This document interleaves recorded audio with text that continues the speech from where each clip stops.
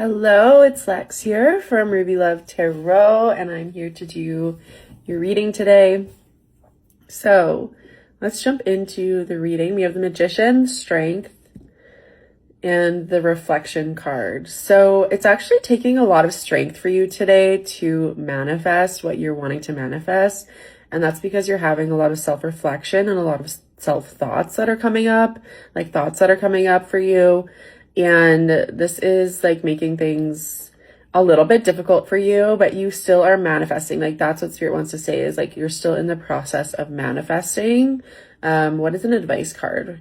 The Emperor. So be stubborn in the aspect of like what you want and choosing love and continuing in that, on that path, showing up for yourself every day and working through these difficult emotions and feelings.